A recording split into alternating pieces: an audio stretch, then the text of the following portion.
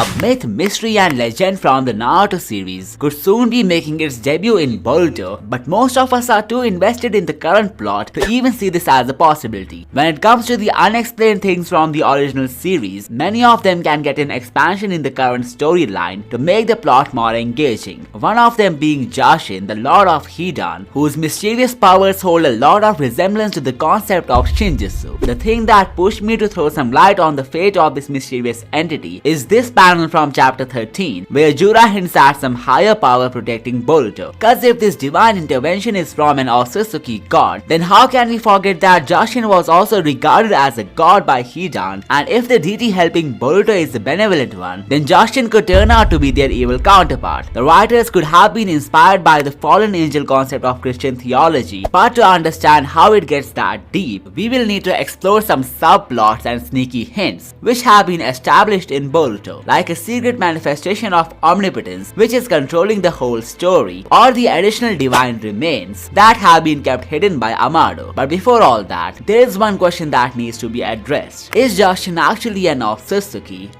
Mystery of this being gets really interesting when you think about the addition of plots like Otsutsuki gods and Shinjutsu. While I would explain his ascent to godhood in the final theory, to prove that he was indeed an Otsutsuki is kinda simple than what you may have believed. The whole Jashin lore originates from an Akatsuki member known as Hidan, but unlike the other members who had a very clear understanding of what they want, the case of Hidan was pretty different as he was a fanatic, a religious extremist who was devoted to the mysterious cult of Jashin. For him, murder was like a holy ritual, more like a divine offering to his god. He didn't care much about the Akatsuki's main goals and was more inclined to causing bloodshed and maintaining a killing streak. Every battle was a sacrifice to Jashin, and every enemy's suffering was an act of worship. So as for how we will get to the truth behind Jashin's identity from what we know about Hidan, well, there are many similarities between the way of Jashin and the way of the Otsutsuki. First off, we have sacrifice. The Otsutsukis, as we know, sacrifice their own race to the 10 tails in return of obtaining a chakra fruit. Similarly, the followers of Jashin are expected to sacrifice their enemies in his way as a form of divine tribute. When you zoom out and think about it, the ruthless way followed by Hidan was more or less an amalgamation of how the Otsutsukis operate. His immortality, for example, is unnatural, and the only beings in the verse with similar abilities are the Otsutsuki. While the celestial clan uses the karma to reincarnate themselves and avoid death, the blessing of Jashin, which becomes the immortality of Hidan, could be an application of the resurrection arts, different than the karma seal. It was chapter 75 when Amado used these two words in the same statement, and while they may appear synonymous at first glance, but I believe the karma is just an application of the true resurrection arts of the Otsutsuki clan. Just like how Aida's charm was a product of omnipotence, a more refined and believable example comes from the Zetsu of Kaguya, who was referred to as her final will. But with everything that we got to know about this clan in Boruto, I think the Zetsu was like just another application of the resurrection arts, similar to the karma and the secret abilities of Hidan. Another major hint comes from the fact that Hidan did not have any hand signs while performing techniques, which means the powers of Jashin can be counted as Shinjutsu. It makes sense when you realize how Amado emphasized on the lack of hand signs while explaining these divine techniques. The next hint for Jashin's true identity also confirms his divine abode, so make sure to hit that sub button if you are enjoying. I feel like I have figured out what inspired Kishimoto to come up with the Jashin and Hidan plot. It could even explain why the user turns black while performing this ritual, and the whole point of creating a cult around Jashin's teachings. Between the 13th and 19th century, there was a secret society of assassins in India who were popularly known as the Thuggy cult. The cult used to see murder as an act of devotion. Kali, the Hindu goddess of destruction and time, was their figure of worship, and they used to strangle travelers to death by calling it a sacred ritual. Sounds similar to Hidan and the way of Jashin, right? Well, you may be surprised to know that the name Kali originates from Kala, which means time, black, or destruction in Sanskrit. And if you connect the dots back to Jashin, he seems to be an entity with black appearance, fond of destruction, as well as independent of time. And to add the cherry on top, here's a comparison between the symbol of Jashin and the Kali Yantra. All the qualities of this being that we discussed so far has enlisted him in the lineup of godlike beings. And since Momoshiki's statement has confirmed the Otsutsuki Otsutsuki's as the gods of humans, most likely due to their unreal divine powers. It's pretty obvious at this point that Jashin, if real, was indeed a member of this clan. Now as for the return of his lore in Boruto, which could even come with an unexpected on-screen debut, it all starts with the broken Otsutsuki sigils from the Ten Tails dimension. While we were not given any context on who these creatures are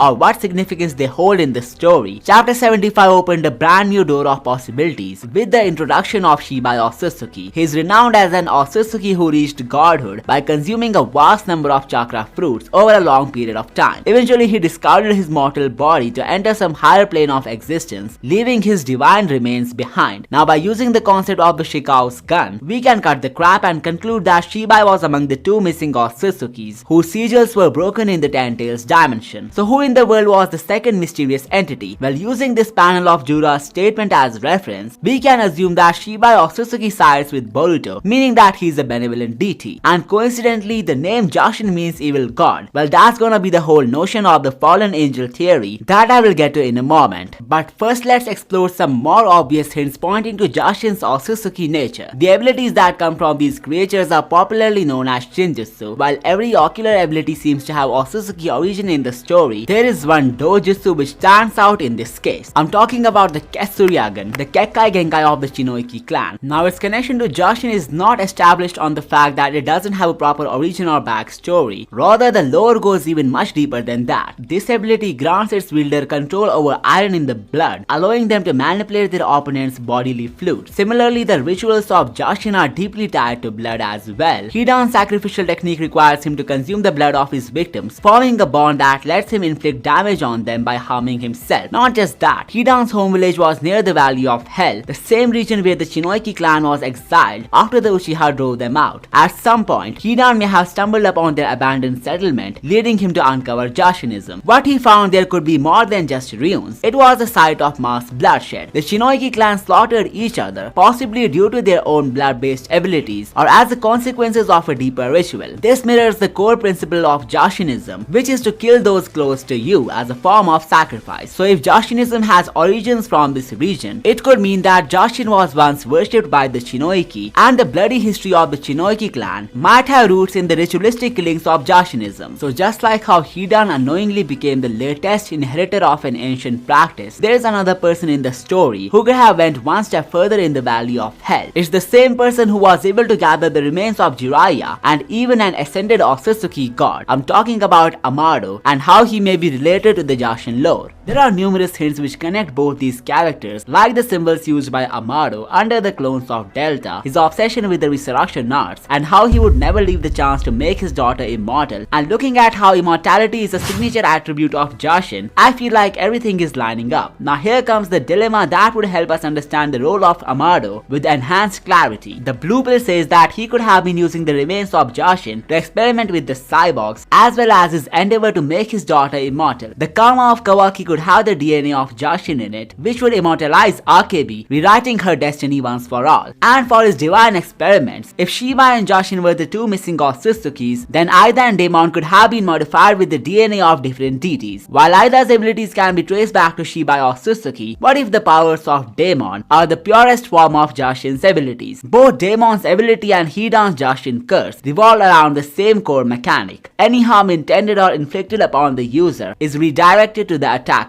However, Daemon's power appears to be perfected, an instant version of what Hidan's ritualistic technique tries to achieve. And to make matters more interesting, Daemon sounds like a pun to demon, which may be the true identity of Jashin Otsutsuki, the metaphor of the devil in the verse, who is constantly working against the main god to fulfill his missions. And this is where the Samurai 8 symbolism kicks in. For those of you who don't know, it was a sci-fi manga of Kishimoto, which also had the elements of traditional samurai fused in an appealing manner, but due to underperforming response, they had to discontinue the story before it reached the conclusion. However, some narratives from the manga could act as a blueprint for the fate of Boruto's story, like the whole Shibai and Jashin narrative could mimic the lore of Fudomuyo and Kala. While Fudomuyo was the benevolent warrior god who even granted godlike powers to the protagonist, Kala was his misled disciple who had turned a ruthless villain due to his philosophical belief that imperfection should be eradicated in favor of a perfect universe. He serves as one of the primary threats in the series, driven by his desire to create a perfect universe by wiping out the imperfections of the current world, implying Applying this to Two Blue Vortex, Jashin could be the lifelong partner of Shibai Otsutsuki, who turned astray after witnessing the benevolent will of his counterpart. The broken sigils could be a sign of Jashin's revolt against Shibai, but this transgression of the evil god did not last long, as he got cursed by Shibai Otsutsuki. So what exactly happened to Jashin after his conflict with Shibai? Well, the red pill theory of Amado might provide you an answer, but to grasp it better, let's get over to the most awaited fallen angel theory. So basically, the whole Jashin and Shibai lore seems to have been inspired from the Christian concept of the fallen angel. Lucifer was a powerful and radiant angel, possibly one of the highest in the heaven. However, he grew prideful and sought to challenge God's authority, wanting to rule instead of serve. This led to a war in heaven, where he and his rebel angels fought against the forces of God. As a punishment, they were cast out of heaven, falling to earth or the underworld. Lucifer then became Satan, the ruler of darkness, and started to tempt humanity into sin. Implying this to the story of Boruto, it could be that Jashin had proved disloyal to Shibai after his ascension to godhood. In return of disloyalty, he might have been cursed to live among the mortals, where he eventually started to spread his own religion, which was likely too much for the humans to handle, leading to a bloodbath among the people who inherited his Ketsuryagan. Now, as for the final role of Jashin in the story of Boruto, the red pill theory claims that Amado could be under the spell of this mysterious entity, likely a variant of the omnipotence, which has made him believe that putting the Kama on Akibi would revive her. But little does he know he might be paving the way for the resurrection of the enemy of Shibai Otsutsuki. The statement of Momoshiki from chapter 79, where he revealed the gods of Otsutsuki is rewriting the history of humanity in the past, can be taken as a huge hint for this possibility. This implies that Jashin could have also unlocked god level abilities, but for some reasons he was hindered by Shibai to the point of going powerless, and the only way he could orchestrate his revival was by manipulating history in his own favor. Now, the ultimate role of Boruto could be to get rid of this personification of evil, similar to how Hachimaru was amped up by Fudomuyo to eliminate Kala altogether. For more amazing Boruto theories, you can check out these videos. Also, do not forget to subscribe to never miss anything from my side. I will see you next time.